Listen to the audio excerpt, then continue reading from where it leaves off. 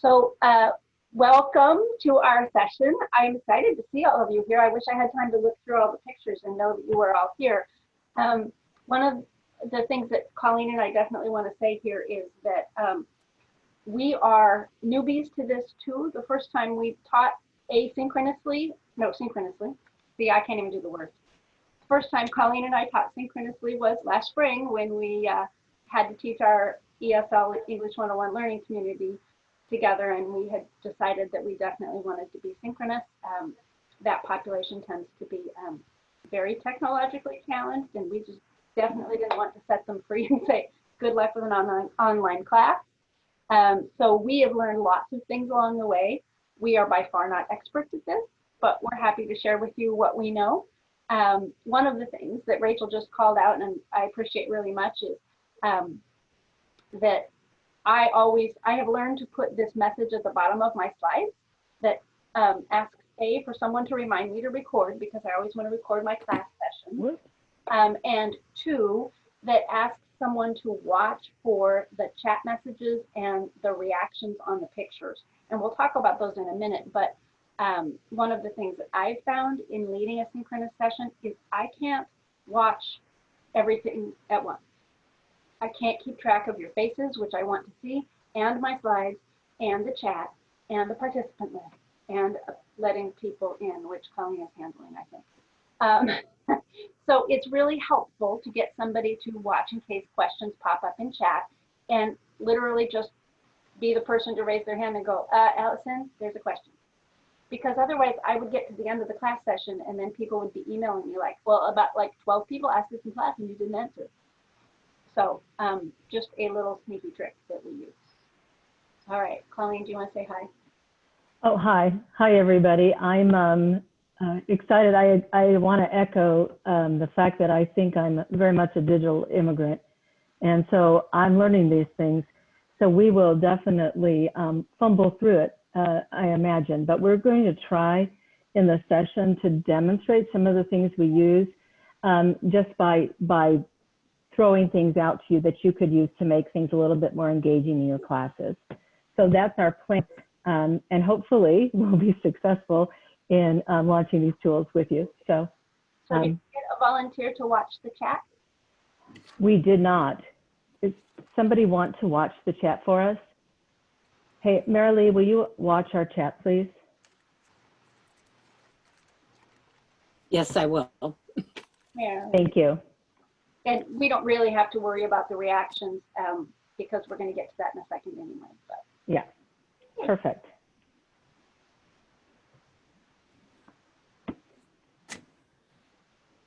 Quick question before you start.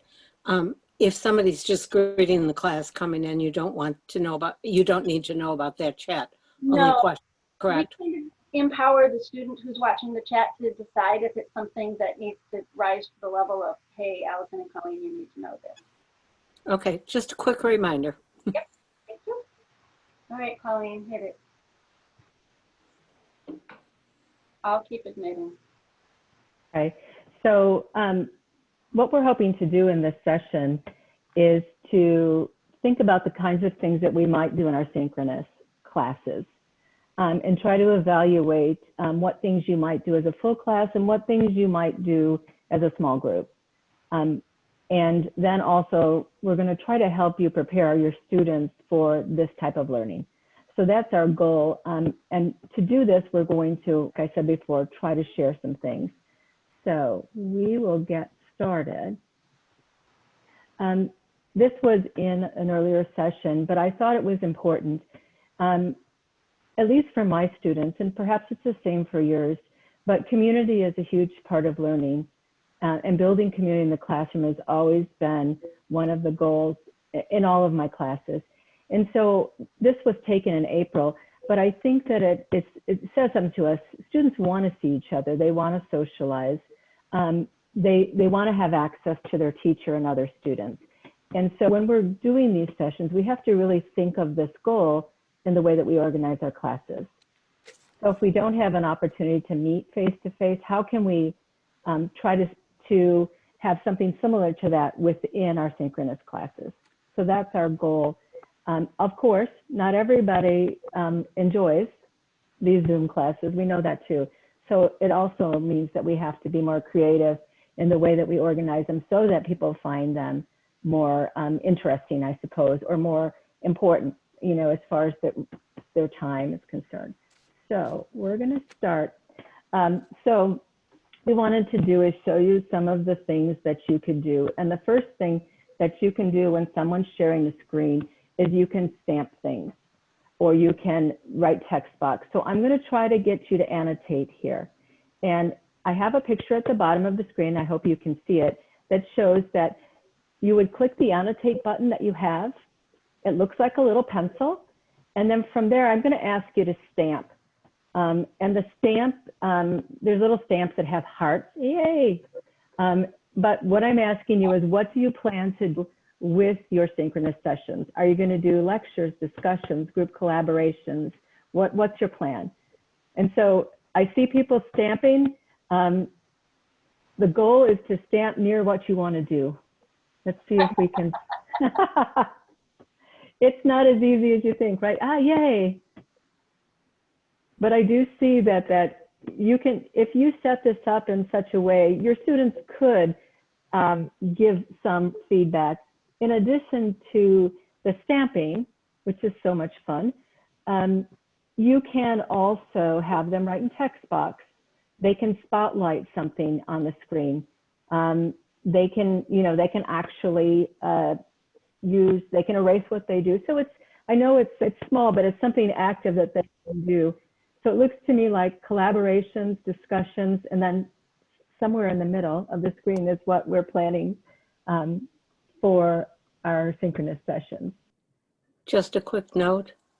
I came in on a tablet this morning, and so there's only a few of those tools you can use on a tablet. That's really great to know. So like I said, I'm on my computer, and I've only done this on my Surface Pro and my computer. So it's kind of interesting. Oh, I like the garbage. It looks like a garbage. Okay, there's also a note that there's somebody that can't see the toolbar. Now, for that person, I think probably just changing their screen orientation might work. It might, you know, and you have a toolbar. It's usually, it depends on whether you're presenting or not, but your toolbar will either be at the top of your screen or at the bottom. And if you pull down towards it, it should pop up. It's not always visible. So mine is at the top of the screen, and at the top of the screen, I can do those things. So I think for, you know, this might be something you do maybe once, like a little poll at the beginning of your class of a question, but at least it gets everybody there and actively doing something. And I bet our students are better than us at doing this too. Oh, this is great. Okay, I'm going to get. Yeah. Well, this would also, in the TLSD meeting just a second ago, somebody was asking about taking attendance. You know, you could even have them, you know, put their little heart next to their name if you wanted to. And if you're recording, then it would keep, you know. Okay, so I'm going to clear this all out. So what you want to do, though, is you want to make sure that you clear all the drawings, because you'll see if you go to your next screen, those drawings will be there. So you want to make sure. I'm going to try to get rid of all the drawings there, and I'm going to try, oopsie, let me clear you again and get rid of the annotate tool, and we're going to go to the next screen. So another thing that you can do, and I'm going to reserve this information to later, is you can launch a poll. So what I'm going to do is I'm going to launch a poll. It's something that you create before the class. I don't know how you could, but you should, right now you should see my poll. And this poll allows you to answer more than one question. It's multiple answers. So you can go ahead and answer what you think you're going to do. And we're going to show you, after you get done playing in the poll, we're going to show you how you actually set it up. But you won't be able to see that part on your screen. So we've taken screenshots for you. The nice thing about polling is right now I can see that 48% of you have voted. And when I get to a point that I want to close the poll, then I can demonstrate the answers for the whole group. So we're right at about 70%. And we'll give you another few seconds to see if we can get most everybody to vote.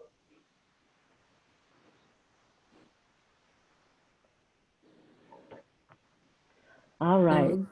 Colleen, again, the poll is not, the poll option is not coming up live on the tablet. Okay. So You're not able. Yeah, I'm not sure if I'm just not able to get there or what the story is, but. Okay. asking if we can show you what it looks like from your end, and unfortunately, we can't. Right. The pop-up in Zoom, the pop-up windows that the host gets don't show up when you share the screen. So we've taken a lot of screenshots to try to kind of walk you through what you'll see. Okay, the other question was, can the instructor see who has and has not answered the poll? No, and there is a way to, after you finish the class, there's a way to see the polling information, but as you know, there's an anonymous polling button that you push. I've always made it anonymous, so I'm not really sure if there's a way to show, but here's what we have here. So it looks 72% of the group, and can you see my results? Yes. Yes, perfect. So it looks like 72% of the group is planning on presenting slides or PowerPoints. That's the biggest. And then also sharing a document, which is skills, which is great, and then collaborating. So when you do this, you can share the results. When you stop sharing the results, if you wanted to relaunch, it's going to relaunch the poll all by itself again. So I'm going to stop sharing, and then we're going to show you, let's see, I have to go back out of here. We're going to show you basically how you do this. So if you see on the screen now, you should see our little drawings. So the way that you would do it is if you are going to create a poll in a classroom, the best way to do it is to go into your class. So mine is now set up as a recurring class. And I went into today's class and I went to poll and I added the question. So what you're doing is, this would be in your settings when you're setting up the class. You go to the poll, you add a question, and this is what the question looks like. Can you see where it says anonymous? So my assumption is that you're able to also not click that box. You'll enter a title and the type of question, it's pretty limited. So you can have a single choice answer or a multiple choice. That's what I did with multiple. So you were able to click multiple boxes because we were looking at something that could be choosing more than one item. But you could also have a single choice where yes or no, or choose from these items. After that, you just write your question. When you're in your Zoom session, the polls will allow you, when you click polls, it'll allow you to launch the poll. So it's just a little bit of practice, but it's not hard at all. A poll, you're limited, but it's some way to get students connected with what you're doing in the class. I imagine a good way to take attendance too. It might be, yes. If you take your anonymous off. Okay, so let's move on to what we think we can do with full class activities.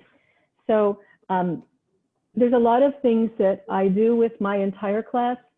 For example, if you want to show them the D2L site and you want them to do something, you can navigate through any resources, online resources. The most important thing is that you have them set up and open so that you can share them. So if I stopped sharing my current screen, I could go to a resource that I have open and navigate really easily. And I think for students, if you wanted to show them where they're doing something, that might be a great use of a full screen. You also can take a document. I do this with when we're doing writing, I might pull up a document or pull up some editing, and we might do that as a class so that the student can comment and collaborate as a team. You can do chats on the full screen, which we have here. We can do reactions, polls, annotations. So the first two we showed were the polls and the annotations. You also can chat, and I know it's probably the thing we've done the most in these Zoom meetings. So one thing that I think is, like Alison mentioned earlier, make sure someone's in charge, because it is really hard, at least for me, to keep paying attention to everything, honestly. I'm just trying to maneuver through my screens.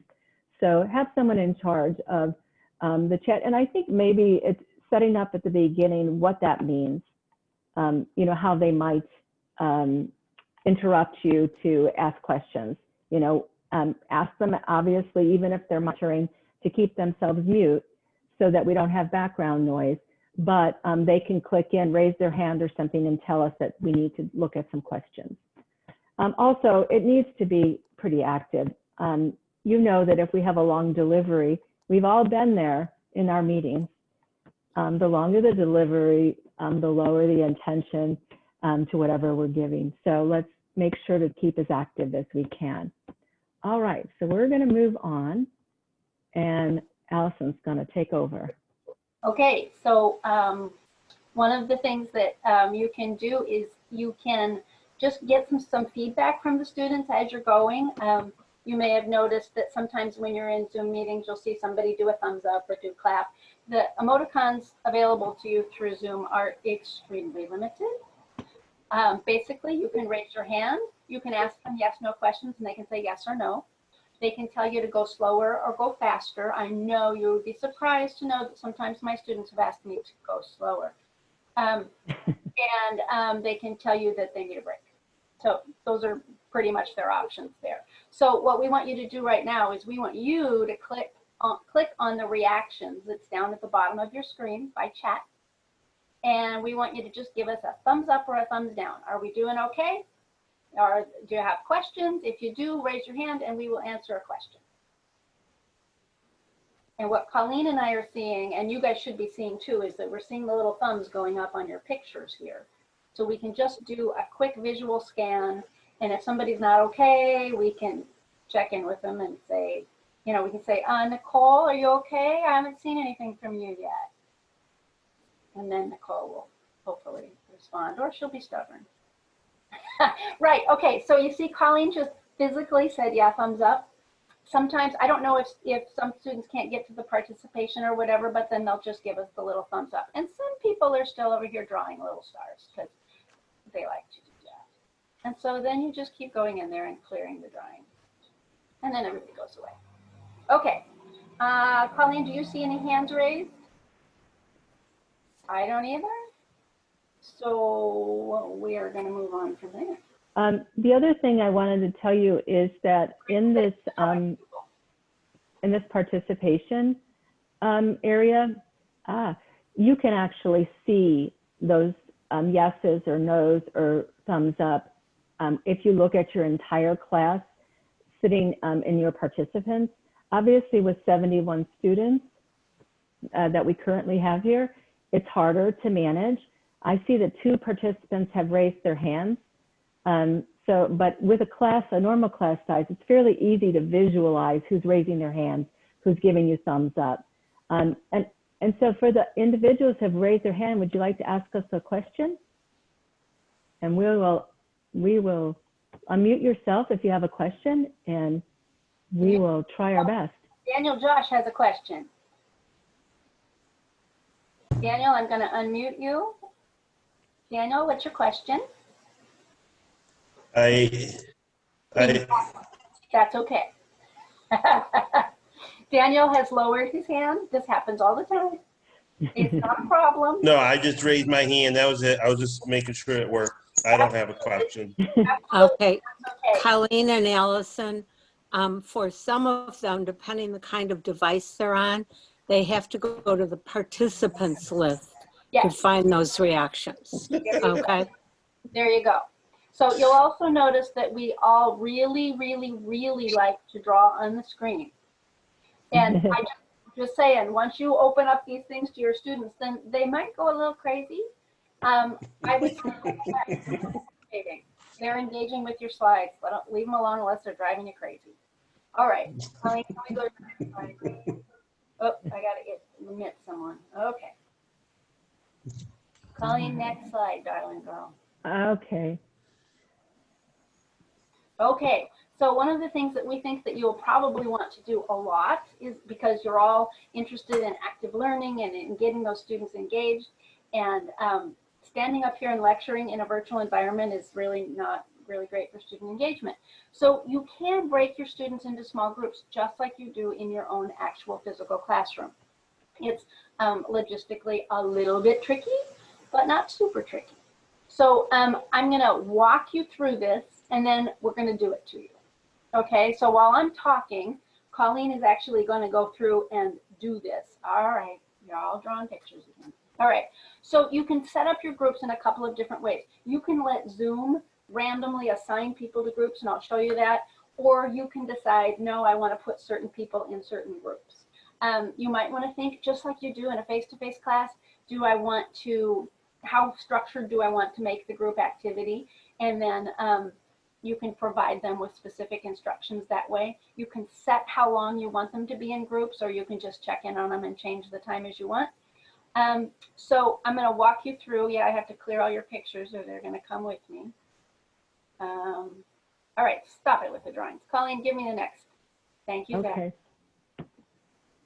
Okay, so you can't see this because you're not the host.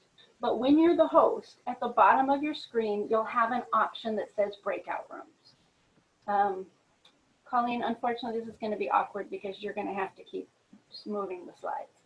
Okay. I'm sorry about that. Okay, and once you click that breakout room button, then you'll have these options here. So obviously, when I did this, it was me all by myself, so there weren't any participants. But in our case, it would say you have 70 participants.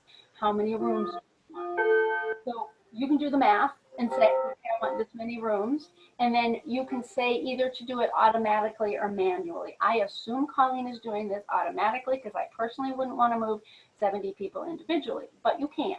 So, you know, you have a class of 20, you're going to say, okay, I want 4 groups, poof, it'll do it for you. Or you can say, you know what, I need Marilyn not to be in a group with Rachel because they always fight. And so you wouldn't separate them out, and that's fine. All right, Colleen, next slide. When you get there, you'll once you create the breakout rooms, and you can even name your breakout rooms if you want to, but you'll see that right here where it says sample teacher, Colleen has 70 of those if she's doing it manually.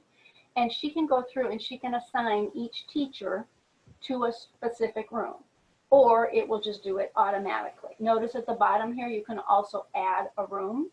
So, you know, I only had one person here, so it was kind of tricky, but you got the idea. And again, we're recording this and we'll share these slides with you. So don't worry about keeping track of all this. All these steps are in there. Next slide, Colleen. Okay, you also have under options, so you can say to move them into their breakout rooms automatically. So you will notice that sometimes when you're in a Zoom meeting, it'll say, okay, we're going to go to breakout rooms. And the next thing you know, you're in another room. Or sometimes you'll get a little button that says, do you want to join this breakout room? And you can decide whether you want to give your students options to join breakout rooms or not. You can allow them to come back and forth into the main room or not. Or you can set the time that you want the breakout room to close. And you can send a message. So if you say, I'm going to close these breakout rooms, it'll give them 60 seconds. You can change that to 2 seconds. You can change that to 2 minutes, whatever you want to do. So you have lots of options there. The one thing I will say, we learned the hard way this summer that when you send people to a breakout room, the breakout rooms are not recorded, but the main room is. So while nobody's in your room and you and Colleen are just sitting in the room, you should be very careful what you say because it will be recorded. All right, next screen, Colleen. Okay. Okay. You can also join any of the breakout rooms. So, you know, when you're in a face-to-face class and your groups are working and you're walking around the room and you're listening to what people are saying, you can do the same thing in Zoom. You just join the room, you pop into the room, you see them, you say, how you doing, you guys? And then you pop back out. You can also broadcast a message to the groups, like, remember, this is what you're supposed to be doing. or hey guys, we're going to close the room in 5 minutes, make sure you're on step 3, or whatever it is you want to do. The only warning is that message is going to get truncated. There's a limited amount of words you can put in that broadcast message.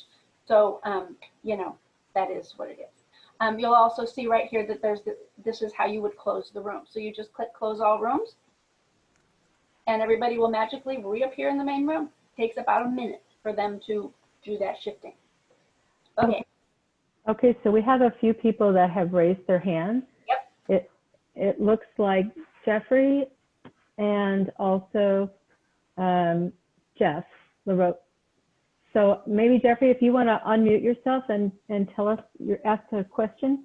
No, that was just a thumb raise from the prior activity. Okay. When you asked us to put thumbs up. Got it. Oh, sorry. Anybody else have a question that they would like to ask? Catherine Rashawn would like to ask. Yeah, right. so here's what I was wondering. When we're in the breakout rooms, we can talk to the students and no one else but the students in the breakout room hears us talk, is that right? Correct. That's true. Correct. So when I'm testing and proctoring my own tests on Zoom, I let them in from the waiting room, but I have to go through this, show me your ID, show me your blank scratch paper, show me your calculator's clear, blah, blah, blah. And that's talking. So we got into a routine after the first time where they just knew to do it 1, 2, 3. But sometimes I want to talk to somebody. So could I make a breakout room for the people who are taking the test? Like once they've talked to me about their ID and stuff, I can put them in a breakout room and then I can, would that work? Yes. Yes. Yes, you could also, and I've mentioned this to a couple of my English friends, sometimes we have writing days, right? So you could actually make, if you had 20 kids in your class, you could make 20 separate breakout rooms, Catherine. And you could send, once you see the kid's thing, you could send him to breakout room 1. Next kid, go to breakout room 2. If they're all in a breakout room together, then they could talk to each other and you wouldn't know they were talking to each other. Wait, I can mute all, right, as the host? I'm not sure you can in the breakout room. Does anybody know? The only thing real quick is the only thing about putting them in breakout rooms for the tests is then you're not going to be able to see them without going out of one breakout room and into the other and out of one and into the other. So if you want to have kind of a snapshot that you can just arrow and page through and see all their little screens, then they kind of have to be in the same class. If they're in the breakout rooms, I had some students in breakout rooms for very student-specific reasons during testing, but if I wanted to check up on them, I had to leave the main group and go into their little breakout room. So it's just something to be aware of. But if you had one breakout room for the person testing? Yeah, I had some people. They also wouldn't be recorded, Catherine, if you wanted to have them recorded to be able to go back to, if you needed, if you were suspicious of something and you wanted to go back to the recording, you wouldn't have that if they were in a breakout room. Wait, couldn't I be recording the breakout room or is it only recording the part I see? It only records the part where you are as the host. It only records the main room. Regardless of where you are? Regardless of where you are. Yeah. Yeah, only the main room. Yeah, and So that's a challenge, yeah. Okay, to both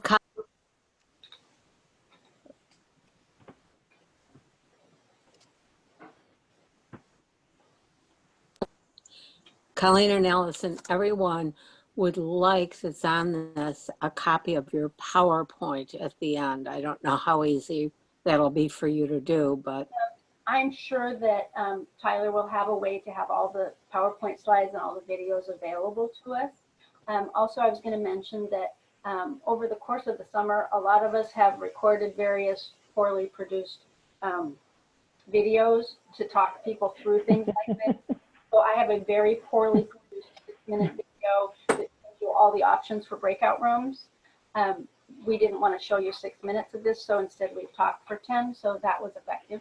But, you know, but yes, we will make sure that you have access to all of this stuff because this is a lot. The breakout rooms is something too that you really probably want to experiment with and test out. I personally have tested it by having myself in a Zoom session on my phone, on my desktop computer, and on my laptop computer.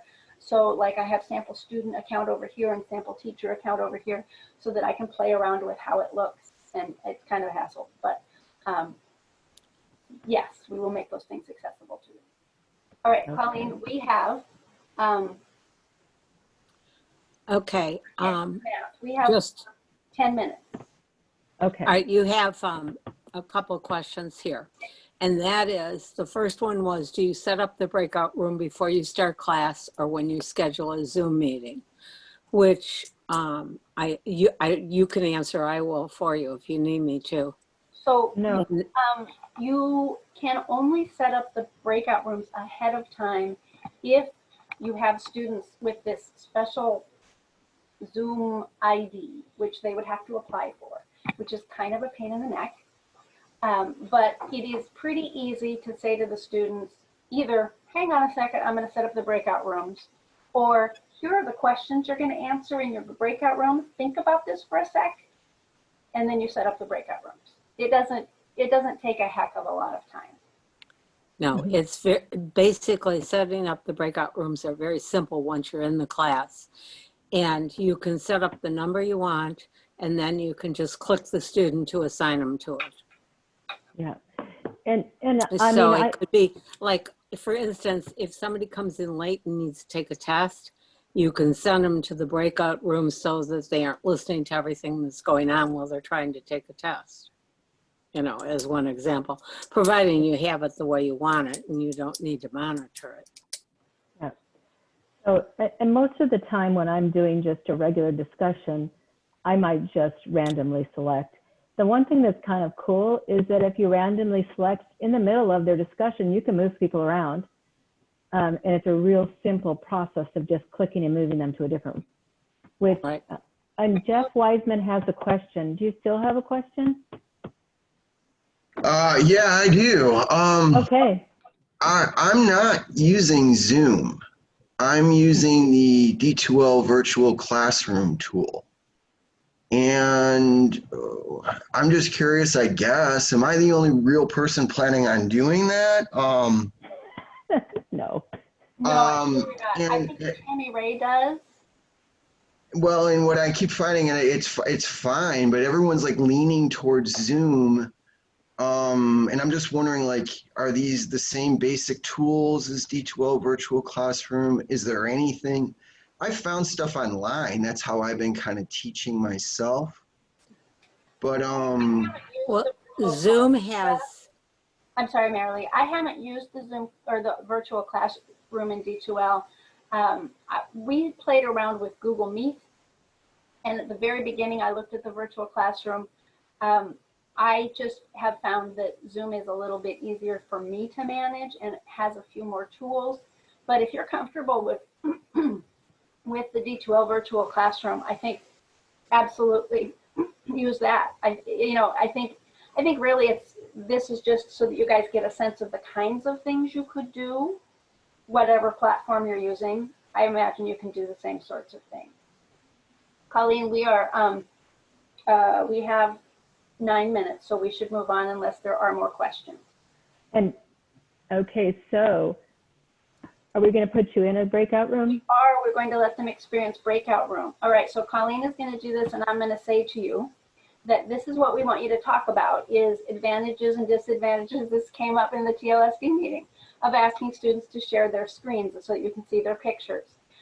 Colleen is going to put you in groups. We're going to come through the chat and post these questions for you, but I would also tell my students at this point, just look at the screen, jot these down if you need to, because this is what we want you to talk about. And Colleen, what are you going to give them, like 5 minutes? Yeah, probably. I'm going to create the rooms. And what we're going to try to, we're going to move through and we're going to give you these questions in your chat. Did you just say that? Yep. Yeah. Okay. So we're going to create the rooms.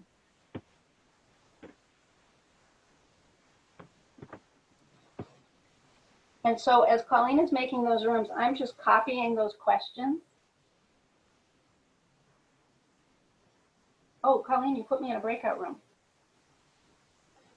Don't go. Well, I'll go give them to group 4 and then I'll come back. Okay.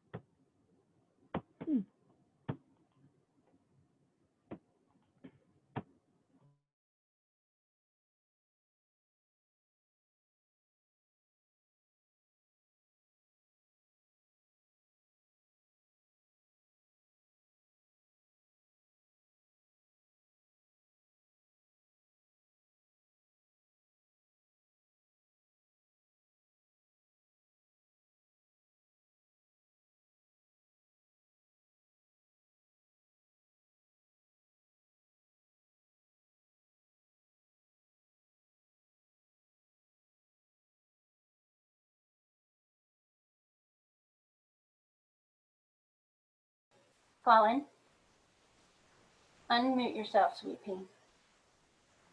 Okay. Yep. Can you grab that link and to your shared document, and can you try broadcasting the link? Okay, I will try that. Mm-hmm. And you want to send me to some other room, or did you put all the questions in the other room? I just went in one room so far. It takes a. Okay, so I went to room 4. So put me in a different room. Hold on. Let me see. I was thinking you could put yourself places, but you can't. Apparently I can't. Okay. So let me put you. Allison is in 4. And does Patrick not get a room? I guess so. I got a room, but in that room there was nothing going on. So There was no people? there were 3 people, but they all were non. Send me to that room, Colleen, and send Patrick there, and we'll figure it out. It was just a few people with their screens blanked out and no one talking. So Great. I wasn't sure if I was supposed to be there. So You were supposed to be there. no. We're going to go there now as soon as Colleen sends us there. We have a question. Can I ask it? Absolutely. And I don't know if I can get back in my break room. I think you can. But So we went to the break room and we didn't really remember the questions, and they're not listed in our break room. And then we're wondering how that would work with us as teachers when we want to put them into break rooms. Is there a way to share a screen that they can actually use in their break room? We don't know how to, what questions we're. Okay, yeah. So what you can do is there's an option. Remember where I showed you there was an option to broadcast? Mm-hmm. You could broadcast the link to a Google document that would have the questions in it. Okay. Which Colleen was trying to do, but now Colleen has disappeared. So I don't know what to do with that. Are we in? Oh, Christopher Newman needs to be admitted. Okay. So I was hoping that Colleen was going to move us to a breakout room, but she didn't. Hi, Newman. How can we go back? So that is an excellent question. I don't know. Colleen, can you send, well, probably it doesn't matter now because we got 7 minutes. We have 4 minutes. Do you know what happened? I got pulled into another room. I saw you disappear. So Yeah, Tracy, this is not as complicated as it looks. But it is, the breakout rooms are definitely something that you want to practice a little bit. Right. Like one of the things that we wanted to test, but Colleen got sucked into the void, is how long the link can be to go to broadcast. But I don't think you got to test that yet, did you, Colleen? No, I didn't because I got in the middle of it. But what I'm going to do is I'm going to close up the rooms. Yeah. And then we're going to talk about what happened to us. How about that? That's a good idea. Thank you. So Newman, were you coming to the next session or were you coming? I'm actually in the 11:30 session, yes. Okay, no problem. So just hang out. We'll do it better next time. Okay. So hi, y'all.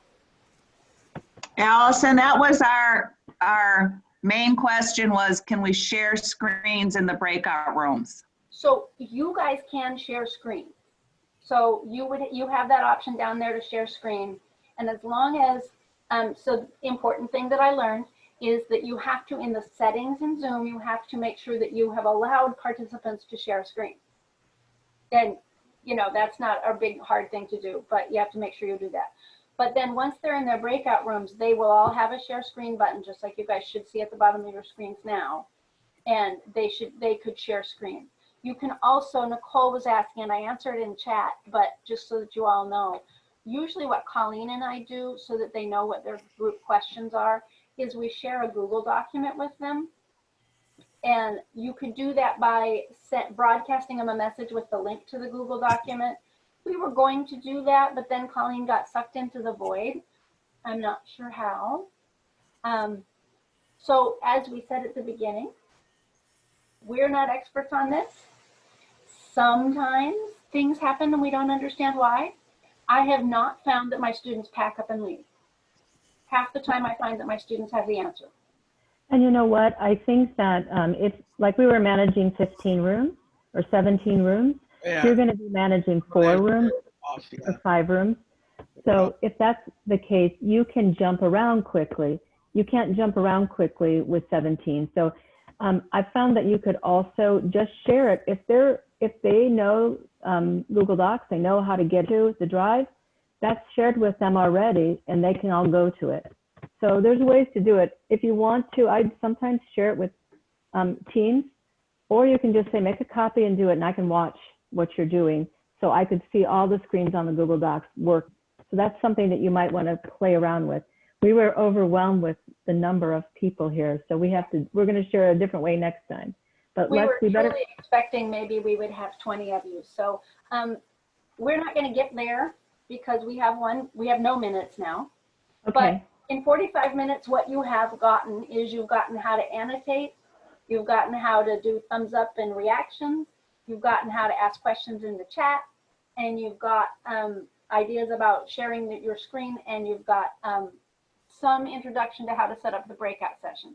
Again, we will make sure that you have copies of these slides, but we will also make sure that you have access to the resources that people have created all summer that show you how to do these things in more detail. And I certainly would say that if you're deciding that you want to do this and you have a question about how to set up the breakout rooms or whatever, I'm happy to do a practice Zoom with you as well.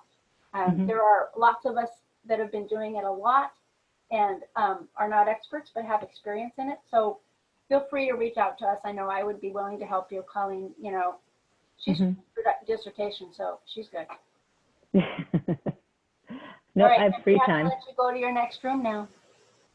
Thank you for coming. Thanks for coming.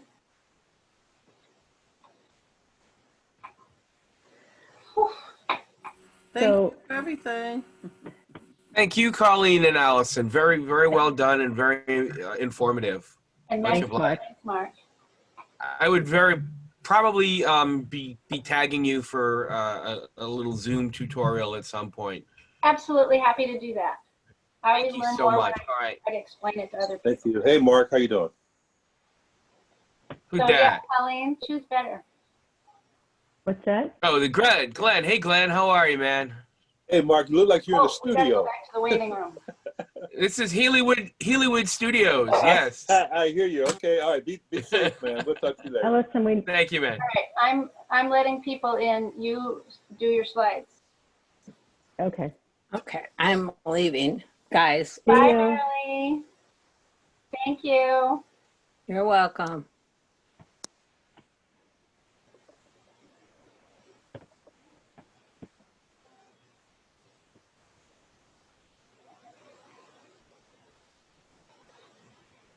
So is this meeting over, or we are going to? Yeah, we had some people who came in early. I would say there's something a little bit awkward about having the same room virtually. Like it would have been smarter to have, if you have back-to-back classes, that's an interesting thought because I have back-to-back classes. So we had people come into our first session that were really coming for the second session. They were just super prompt. And I guess if you were running 2 classes back to back, you would know that. Like you would know that Newman is in the second class. And so maybe you would be smart enough to not admit him until you got rid of the first class. But I think that was a little awkward for Chris to suddenly like, ta-da, and he's got 3 minutes left. So that I just learned something because I have 2 of the same class and I was using the same Zoom classroom for that. And I think maybe I will now make 2 classrooms. Of course, that means I have to remember to leave one classroom and go to the next one. But I think that might be a good idea. Okay, learn something new. That's the way I do it. I got back-to-back classes. I scheduled 2 separate sessions. I do not want to. I think you were intuitively very smart, Dave. Well, But that's what I wanted to say about you. I came in early to your second class and I said, wait a mintle, what happened here? And Exactly. And I wasn't even thinking. I was just over here admitting people. You'll let anybody in. I'll let anybody in. Well, we've never done this admit people thing before, so I'm glad we're practicing that. Or you might admit 20 students, and that's a lot easier than admitting 70. But that was a lot, Colleen. It was a lot. And you know what? Yeah, you know, you were saying that, Dave, the second thing that I'm doing is I'm doing Zoom office hours. And there was a suggestion to do the office hours on the same link. And I thought about it and I thought, but my office hours are for all my students. They could jump into the link and I'm with I'm just finishing up a class. That's a bad idea. I have a separate link for the Zoom office hours because I wanted to make those people be coming to the office hours, not just hanging around. So yeah, it's been thinking about how, you manage people. Yeah, that's the way I do it. I have one session for all of my students for the office hours for that day. Yeah. But Tammy had a really good suggestion in that class. Use the, what is it, the texting option or whatever it is in D2L. And if somebody wants in, they send you a text and then you send them the link. I like that. Oh. That way you can do it anywhere and you can meet them within 2 or 3 minutes, but you don't have to sit there staring at your computer for an hour and have nobody show up. Right. Yeah, it took me a long time last spring to figure out that I didn't have to sit at my computer, that the thing goes ding dong when people come in my classroom, in my office, and my house is not very big, but also that I have a laptop that I can put wherever I want to be. Yep. Good idea. Right, yeah, or even your phone. So, you don't have to be like, I was like, what am I doing? I'm stuck in this room 8 hours a day. I can't even go out the hallway. And then I was like, wow, you're an idiot. Yeah. Don't be an idiot. You're smart. Yeah, I use the D2L, the virtual classroom instead of Zoom. I like it a lot better. And they also have breakout sessions in there now that we have the upgraded version of it. Oh, is that right? Okay, good. Somebody, Jeff Weisman was asking about that. And I looked at the virtual classroom, but I already had experience with Zoom, so I know I don't need to learn a new thing. And I've had to learn enough new things through Zoom in the last 3 months. I was a newbie to both of them, so I just happened to choose that one. Dave, I'm curious, could you tell us what you liked better about the D2L virtual classroom? Tracy, yeah, it's easier for the students to get into it because it's a subset of D2L. They can just go into D2L and just get on it almost instantaneously. You don't have to send them a separate link. What I do is I put the link to the virtual classroom in my announcements, used to be news, but in the announcements for each day. And it's just very easy for the students. It's very, it's less cumbersome for the students. And the restrictions are less on it also. But I don't know what the restrictions are on Zoom now. We've upgraded that service too.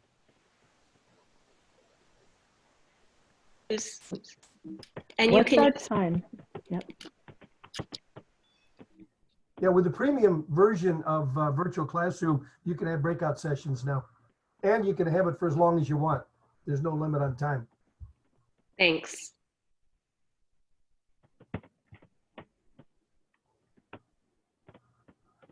One more question about that. Can students screen share when they're in separate breakout rooms with their particular breakout room? Yes, as long as you set that up in your own Zoom setting so that they have, they have the ability to share screen. So like if you look at the bottom of your screen right now, you see that green share screen button. You just want to make sure that you've enabled that for your participants, and then they can share screens whenever.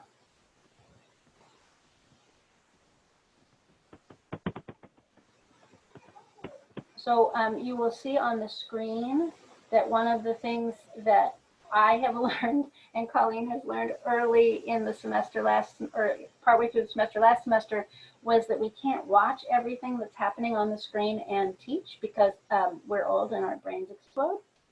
So, well, Colleen is not old, but I am. So one of the things we've learned is to ask the students who are really visually agile to have one of the students watch the chat box for us, because as you've noticed in the Zoom meetings just today, there's just like this constant chitter chatter going on.